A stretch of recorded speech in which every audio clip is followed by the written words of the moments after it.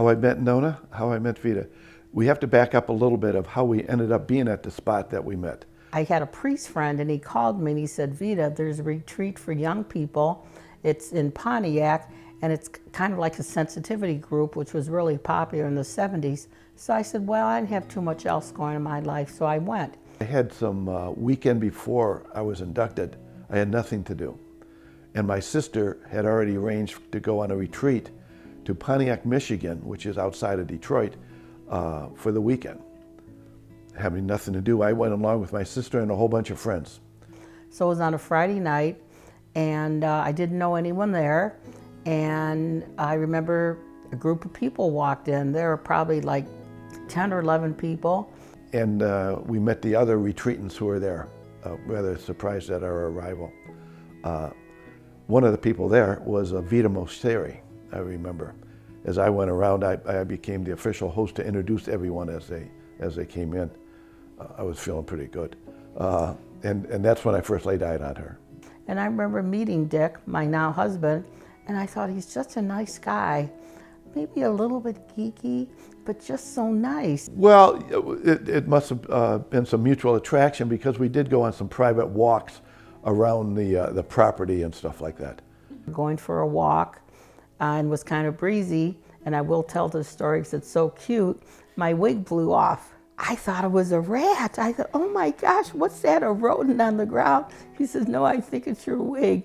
But anyhow, that has to be love because he didn't bat an eyelash, gave me the wig, I put it back on.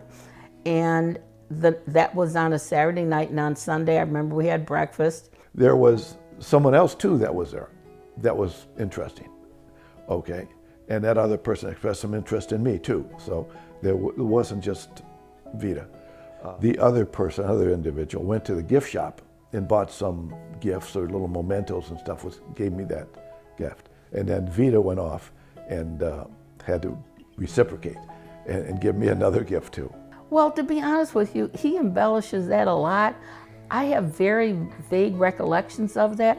I just thought this girl was kind of horny in and maybe a little bit of competition.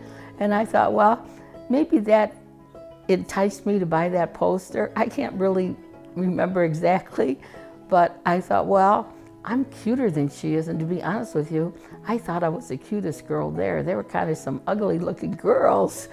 She gave me a little poster, maybe a 8 by 10 little poster to hang up that said, I love you, in fancy script and stuff like that. I love you. How long have you guys known each other at this point? 2.5 days. yeah. The other girl didn't say I love you.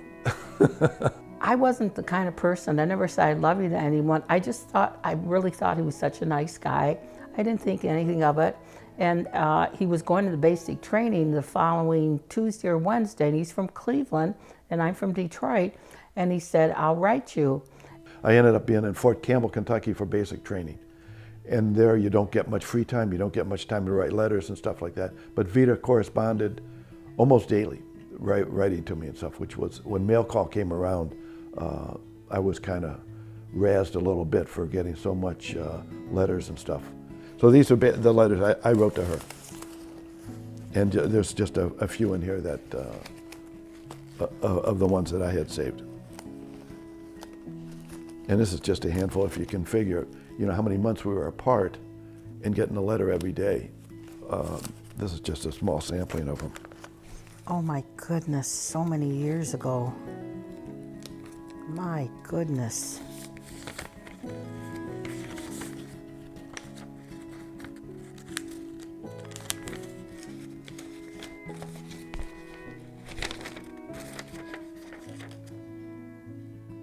I could almost cry thinking of the people that we were back then, so young.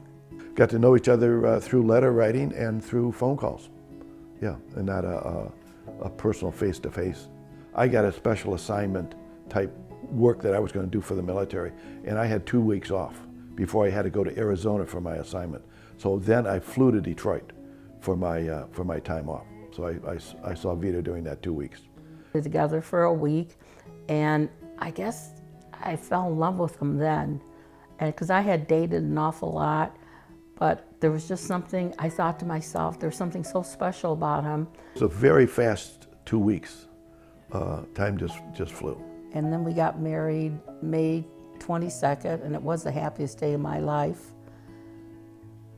And here we are 51 and a half, almost 52 years later, had 3 wonderful children, 9 grandchildren, which are the loves of our life, of my life.